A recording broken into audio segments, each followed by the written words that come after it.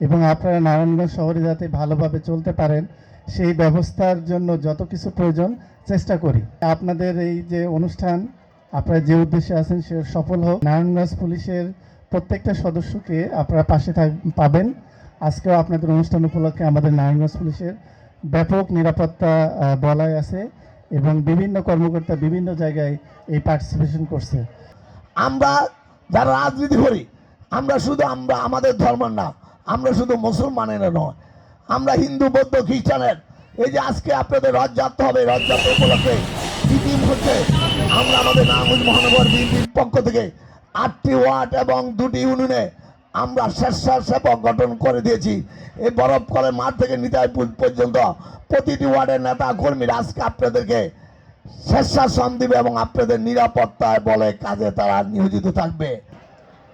বাংলাদেশ একটি স্বাধীন রাষ্ট্র। বাংলাদেশ তাদের নিজস্ব যে নীতি আছে সেই নীতি অনুযায়ী পরিচালিত হয়। সেই নীতিটা হচ্ছে বাংলাদেশের সংবিধানেই বলা আছে যে বাংলাদেশের সংবিধানের মূলনীতি 4টা মূলনীতি আছে। সেই মূলনীতির মধ্যেই আছে সকল নাগরিক সমান অধিকার ভোগ করবে। আপনারা নির্বিঘ্নে আপনাদের অনুষ্ঠানগুলি পালন করবেন।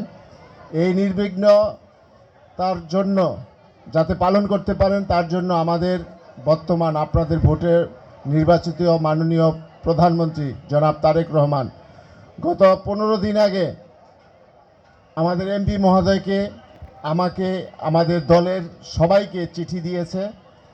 চিঠিতে উনি বলেছেন যে যাতে আমরা আপনাদের সাথে থেকে আপনাদের এই অনুষ্ঠানকে সার্থক সুন্দর করে তুলি এবং আপনারা যাতে নির্বিঘ্নে আপনাদের এই অনুষ্ঠান পালন করতে পারেন সেটাই আমাদের প্রত্যাশা।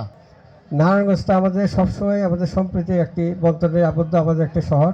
সারা বাংলাদেশেই সাম্প্রদায়িক সম্প্রীতির যে অসাম্প্রদায়িক অবস্থান আমাদের, এটা আমাদের নারায়ণগঞ্জবাসীরা বেশি সংখ্যক হলে পরও আপনার নিরাপদ জীবনযাপন করে আছে সেই ব্রিটিশ আমল থেকেই।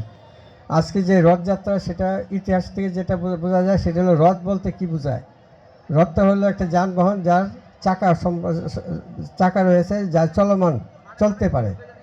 এরকম একটি বাহনকে আপনাকে রথ বলা হয় এবং সেই যাত্রাটা ওই প্রান্তকে যেটা সম্পন্ন হয় সেটাকে যাত্রা হিসেবে উৎসব হিসেবে প্রতিপালিত হয়।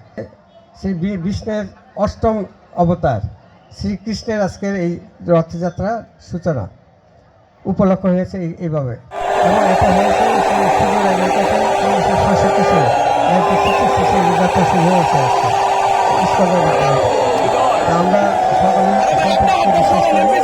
আমাদের প্রধানমন্ত্রী জনাব তারেক রহমান সাহেব আমাদের দলীয়ভাবে এবং রাষ্ট্রীয়ভাবে সকলের কাছে প্রত্যাশা রাখেন যে এই দেশটা স্বাবলম্বী হবে, স্বনির্ভর হবে এবং এর সাথে পূর্ব প্রস্তুতি একটি শর্ত, সেটা হলো আমাদের শান্তি থাকা। আমাদের মধ্যে আমরা যদি শান্তি বজায় রাখতে পারি, সকলেই যদি আমরা ধৈর্যশীল হই এবং রাষ্ট্রীয় আদেশগুলো আমরা প্রতিপালনে সক্ষম হই, তাহলে সকলেই আমরা নিরাপদ থাকতে পারবো।